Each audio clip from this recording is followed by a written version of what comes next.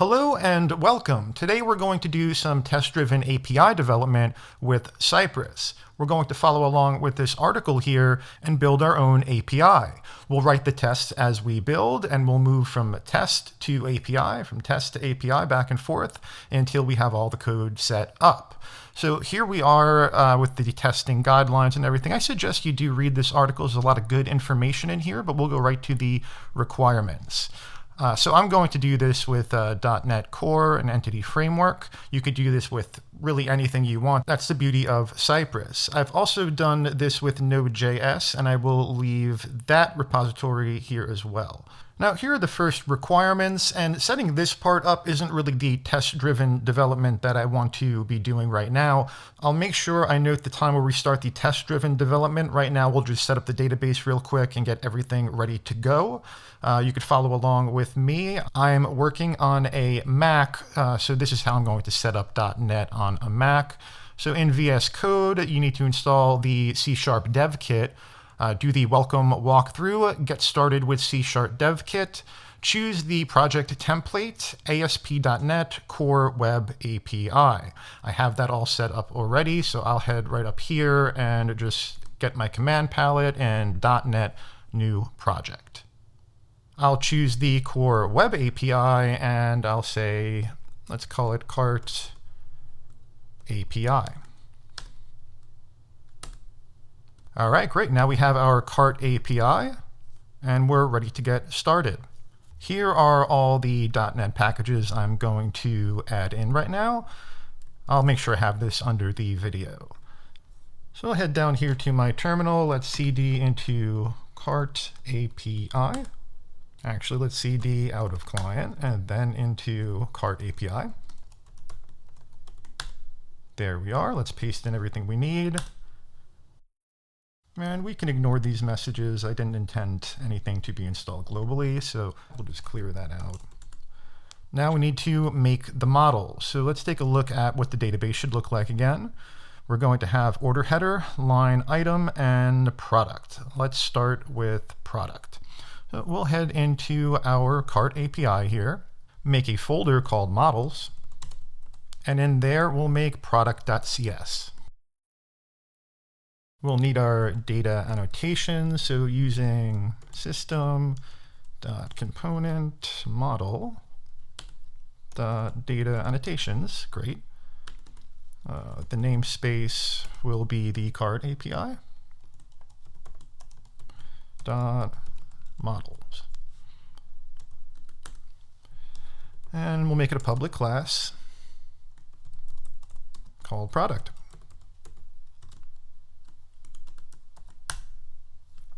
Let's see what we need. We need the ID, the name, the description, and the price as numeric. Okay, so we'll do ID first. Actually, let's make sure we write key here. Public int, and that'll be our ID.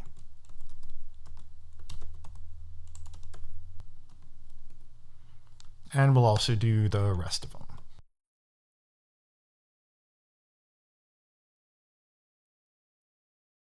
If you're wondering why I'm doing this way, I just want to show the required, the non-required nullables. This wasn't written anywhere in here. All right, so we're done with that. Let's make the order header, ID status customer total. Okay, I'll just grab this.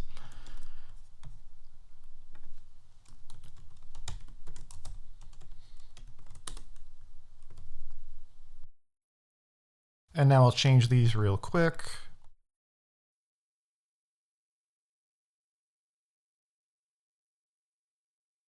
Okay, so the status is an integer, but let's do something cool with that real quick. Okay, so let's make public enum, and we'll call that order status. And let's say shopping. Open order, and then we'll just say like delivered. Of course, we could keep going through the process of this, but just to show how you would use an enum here. Great, and now when I want to assign something, I would say order status dot shopping. And that's what it'll start with anyway, because every time someone opens a cart, they're shopping. It's not open or delivered. Now we have that one pretty much done. We'll probably want to reference the line item, but let's make the line item first.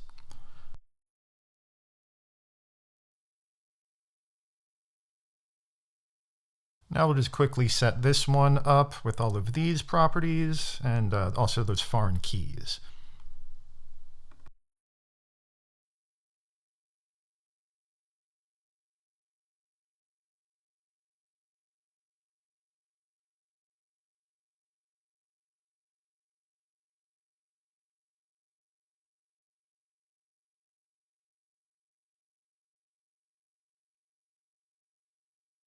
And that should do it for us.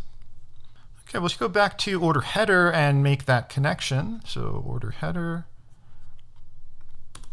We should be able to have many of these items. So let's do an I collection.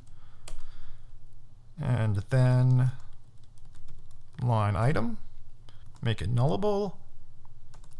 And do our get set. Well, and name it, of course. All right, so our database is almost ready. Of course, we have to set up our DB context. So let's do that next. We'll make a folder for data. And in there, let's make a file called application DB context. Do some using statements real quick. Let's bring in entity framework. And let's bring in our models.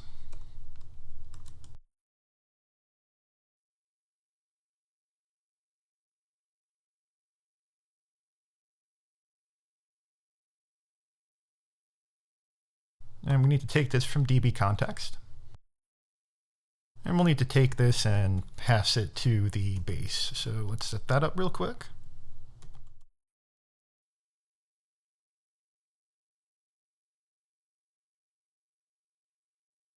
Now we'll set up the data sets.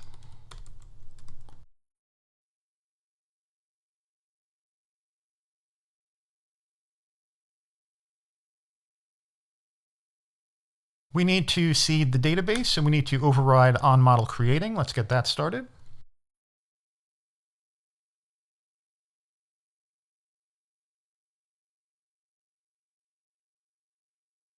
All right, let's just grab these, throw them in like this for now, and then we'll set up the data.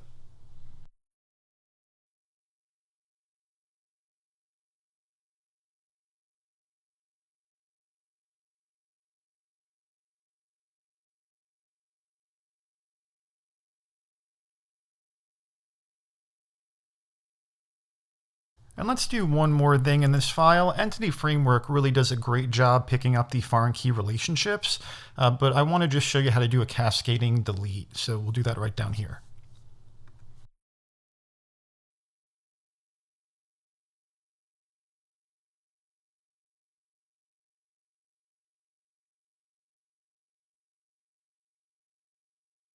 This is telling Entity Framework that the order header has many line items and it just has one order header. And when I delete an order header, I want to delete all the line items. I'm also using Client Cascade because they do point to each other, and that's recommended.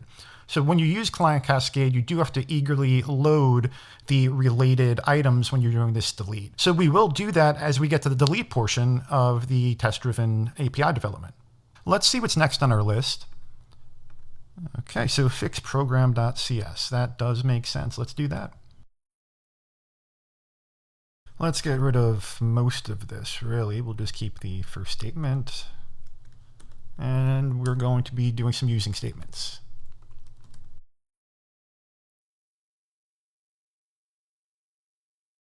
Since we have two entities that point to each other, we want to change the JSON reference handler to ignore cycles.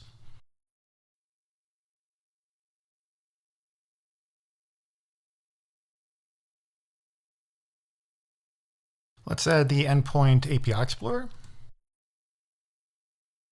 And I want to add the DB context now, but I have to refer to the database. I'm using a Postgres database, so I have to get a connection string over here in the app settings.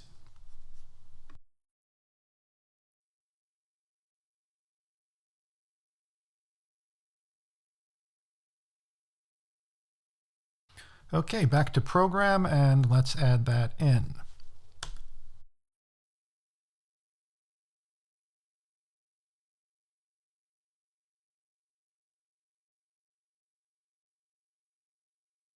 Let's set our app to use cores.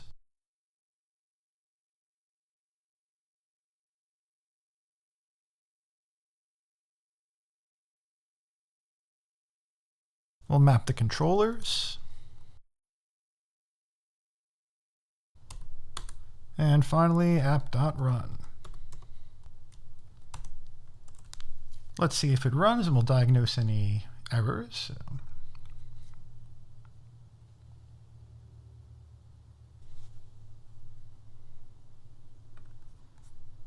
We're not going to use Swagger during this, so we're in really good shape now.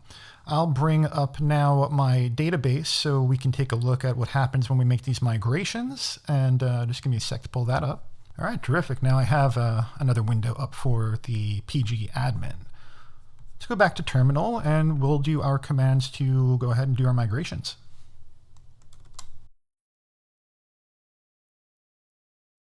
Oh, that's right. Let me get into the other window here. And let's create our database.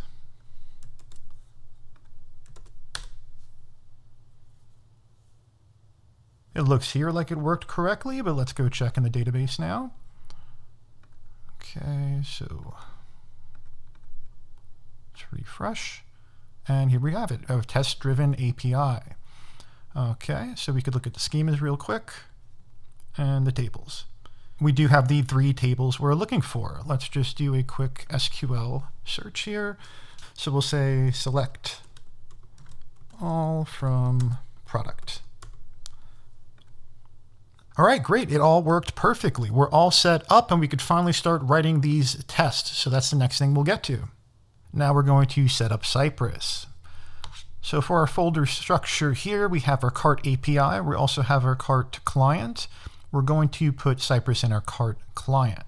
So let's get that started. We can simply cd into cart client and then run an npm install. Because it's already there, if you do need to do it from scratch, you have to go ahead and just put npm install Cypress. And next we'll do npx Cypress open.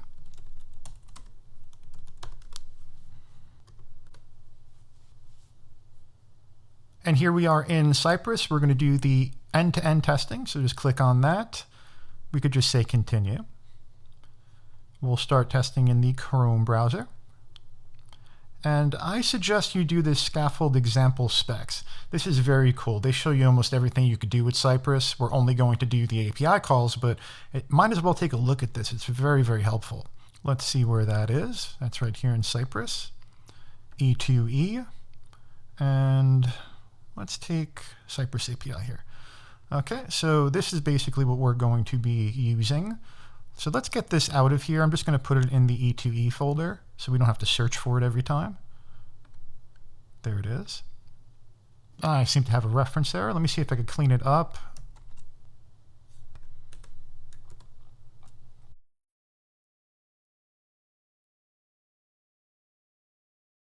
Okay, so it seems that the types weren't installed when we installed Cypress there, so here's what we did. So I went to the tsconfig, I put types as Cypress here, and then in the cart client, this is the command that I ran. It's npm i-d @types/Cypress @latest, and that fixed up that error for me. If you have that same error, I suggest you do exactly what I did there.